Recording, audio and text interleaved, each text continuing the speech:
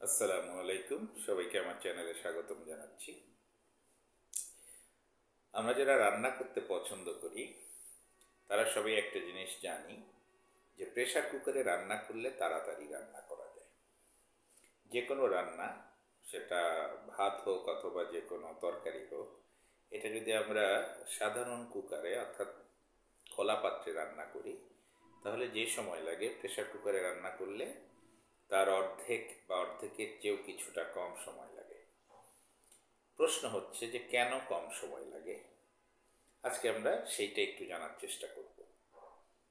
আমরা জানি পানির স্ফুটনাঙ্ক স্বাভাবিক চাপে অর্থাৎ এই বায়ুমণ্ডলীয় চাপে, আমাদের ভূপৃষ্ঠে যে স্বাভাবিক চাপ থাকে এই চাপে পানির স্ফুটনাঙ্ক 100 ডিগ্রি সেলসিয়াস, অর্থাৎ 100 ডিগ্রি সেলসিয়াস তাপমাত্রায় পানি স্বাভাবিক চাপে ফুটতে থাকে এবং এই ফুটেই স্বাভাবিকভাবে রান্না হয়। সেটা হলো স্বাভাবিক চুলাতে বা কুকারে।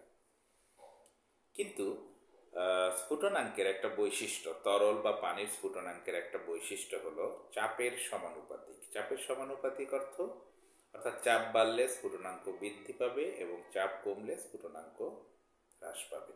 আবারও বলছি, চাপ বাড়লে স্ফুটনাঙ্ক বৃদ্ধি পাবে এবং চাপ কমলে স্ফুটনাঙ্ক হ্রাস পাবে। এখন যেহেতু প্রেসার কুকারে আমরা যখন রান্না করি, রান্নাটা তুলে দেওয়ার সময় মুখটা খোলা থাকে, অর্থাৎ শুরুতে বাইরের যে চাপ এবং কুকারের মাঝে চাপটা একই থাকে।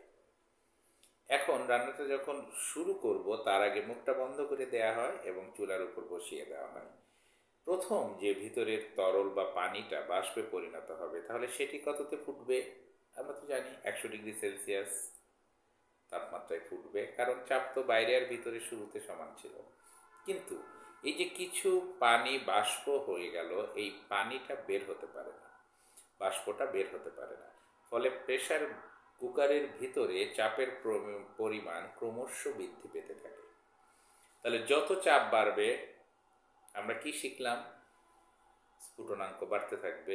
এবং দেখা গিয়েছে একটা সময় গিয়ে প্রেসার কুকারে আমরা পরীক্ষা করে দেখেছি এই পানির স্ফুটনাঙ্কটা বৃদ্ধি পেয়ে 100 ডিগ্রি সেলসিয়াস না থেকে এটা 120 ডিগ্রি সেলসিয়াসের আশেপাশে চলে আসে।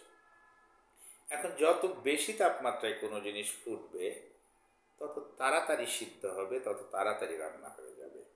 এই হলো মূল মন্ত্র। এ কারণেই প্রেসার কুকারে তাড়াতাড়ি রান্না হয়। এর ঠিক বিপরীত ঘটনা ঘটে পাহাড় বা পর্বতের উপরে রান্না করতে গেলে। তখন কি হয় বুঝতেই পারছেন নিশ্চয়ই। যদি বুঝতে সমস্যা হয় তাহলে আপনারা আমাকে লিখে জানান, আমি এর বিপরীত ঘটনাটা তখন ব্যাখ্যা করব। তো আজ এ পর্যন্তই। যারা সাথে আছেন তাদেরকে ধন্যবাদ জানাচ্ছি। সবাই ভালো থাকবেন। জাযাকাল্লাহ খায়ের।